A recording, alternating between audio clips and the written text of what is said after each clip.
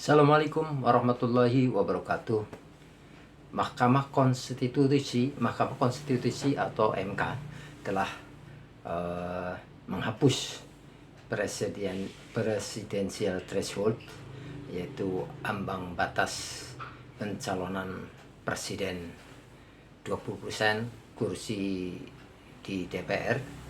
Dengan demikian, seluruh partai sekarang bisa mencalonkan kadernya masing-masing untuk menjadi calon presiden. Tetapi dengan keputusan MK ini tidak memperoleh sambutan dari para pimpinan partai politik. Bahkan para ketua umum parpol biasa-biasa saja menanggapinya, sehingga sepertinya tidak istimewa bagi parpol dengan putusan MK yang baru ini. Salah satu pimpinan, yaitu pimpinan Partai Amanat Nasional, ini menanggapi dengan putusan MK ini biasa-biasa saja, dan sepertinya dia juga tetap akan bergabung dan mendukung Prabowo jika Prabowo maju di tahun 2029. Nah, bagaimana analisa politik dari pengamat politik Adi Prayitno? Mari kita ikuti bersama-sama.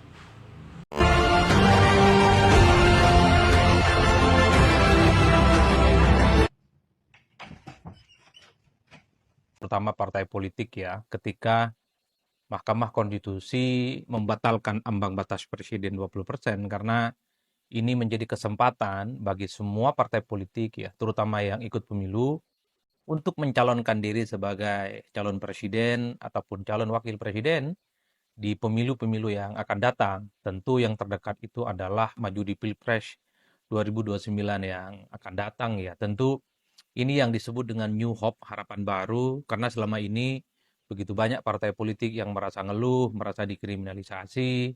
Begitu banyak orang-orang, figur-figur kunci di negara ini, terutama elit partai yang merasa dihalang-halangi, kemudian merasa digembok karena ambang batas presiden 20% itu memang menyulitkan orang-orang tertentu dari partai politik ataupun non partai politik untuk bisa maju ya dalam kontestasi di Pilpres. Tapi alhamdulillah ketika Mahkamah Konstitusi membatalkan itu semua. Tapi menurut saya putusan Mahkamah Konstitusi yang membatalkan ambang batas presiden itu kan nggak ada gunanya kalau kemudian partai-partai politik yang lolos parlemen atau yang tidak lolos parlemen tapi pernah ikut pemilu itu tidak berani mencalonkan diri sebagai calon presiden dan calon wakil presiden. Betul bahwa secara prosedur demokrasi, partai-partai peserta pemilu boleh mencalonkan diri untuk bertanding di Pilpres.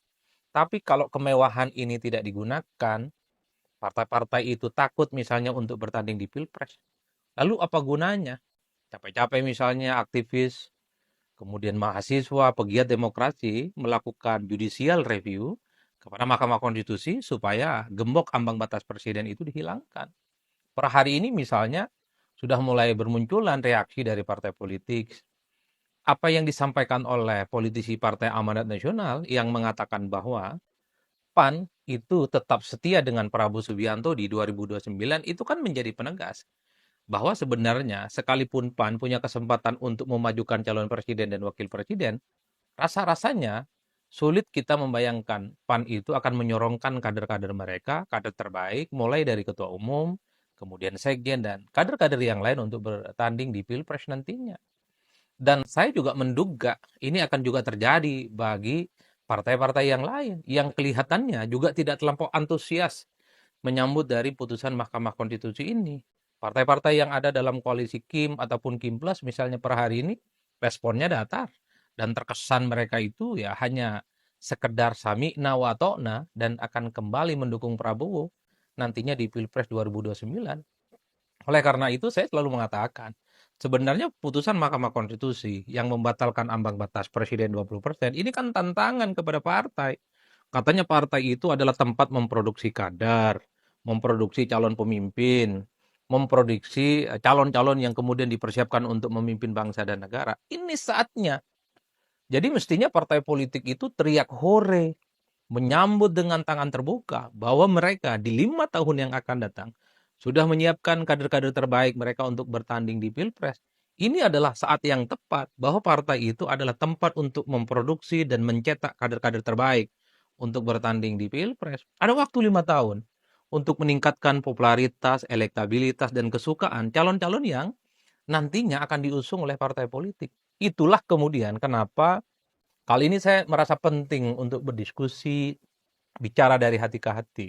Ada tidak yang berani melawan Prabowo Subianto bertanding di Pilpres di 2029? Kan percuma ambang batas presiden sudah dihilangkan.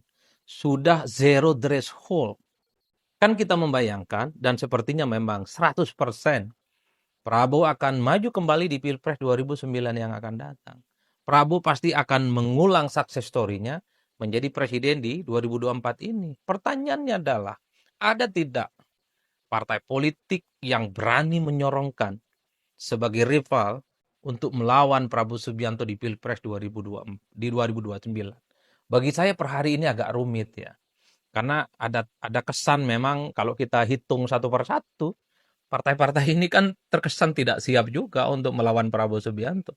Bahkan misalnya sosok seperti Mas Gibran Rakebuming Raka, Wakil Presiden di Republik Indonesia, kan kalau kita mendengar statement-statement para pendukungnya, masih ada keinginan untuk terus berduet dengan Prabowo di 2029.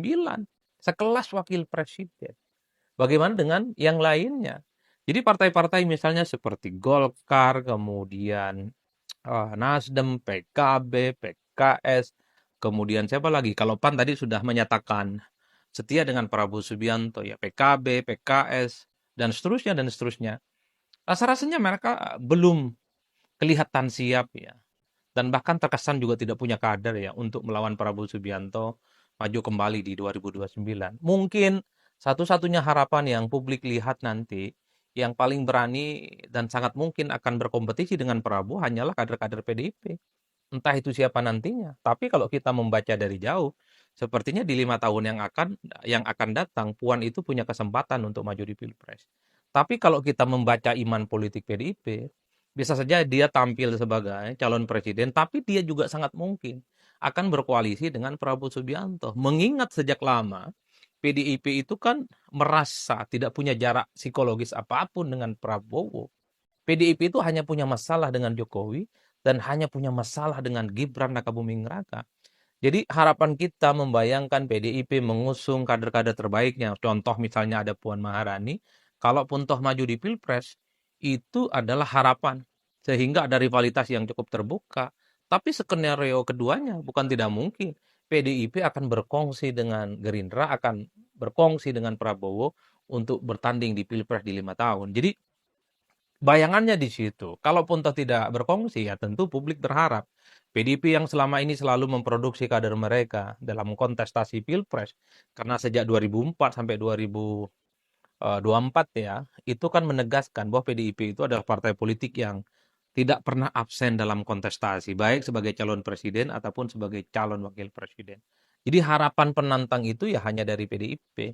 Kalaupun toh pada akhirnya PDIP berkongsi dengan Prabowo misalnya duet sebagai wakilnya, ya tentu kita tidak punya harapan. Tentu setelah PDIP, harapan satu-satunya yang diharapkan oleh publik, ya tentu ada pada sosok Anies Baswedan. Jadi Pak Anies ini kan tidak bisa juga baik-baik dengan kubu pemerintah. Tidak bisa juga baik-baik dengan kubunya Prabowo Subianto yang saya kira Anies itu ya sudah dianggap sebagai sosok rival yang tak akan ada pintu maaf ya. Gara-gara misalnya statement Anies yang ngasih skor yang tak karu-karuan ya kepada Prabowo Subianto waktu debat Pilpres beberapa waktu yang lalu. Jadi Anies inilah setelah PDIP menurut saya satu-satunya figur yang sangat mungkin punya nyali, punya keberanian untuk menantang Prabowo maju di Pilpres di 2029 ya. Kalau yang lain rasa-rasanya memang agak gelap gulita, itulah yang saya sebutkan. Percuma presidensial threshold itu sudah dibatalkan oleh Mahkamah Konstitusi. Kalau at the end, partai-partai yang ada saat ini, terutama Kimplas, itu tidak punya nyali untuk mengusung kader-kader mereka. Padahal saya berharap nanti di Pilpres di 5 tahun yang akan datang akan begitu banyak menu politik ya, calon-calon yang akan diusung oleh apa namanya partai politik. Saya membayangkan misalnya orang seperti Pak Zulhas maju sebagai kandidat presiden, kemudian seperti Ahy maju sebagai calon presiden, kemudian Bahlil jadi calon presiden, Muhaimin jadi calon presiden gitu ya. Kemudian Ahmad Saihu maju jadi calon presiden, Surya Paloh atau siapapun dari Nasdem dan seterusnya untuk bertanding. Itu kan yang kemudian kita bayangkan akan begitu banyak orang yang bertanding setelah Mahkamah Konstitusi membatalkan ambang batas presiden 20%. Mungkin juga kita membayangkan Gibran akan maju dari PSI. Kemudian siapa lagi? Anies Baswedan mungkin dari Partai Umat dan seterusnya dan seterusnya. Tapi kok belakangan ini di antara begitu banyak partai politik yang sudah langganan ikut pemilu, rasa-rasanya cuman PDIP dan mungkin non partai politik Anies Baswedan yang paling siap untuk menantang Prabowo di Pilpres yang akan datang.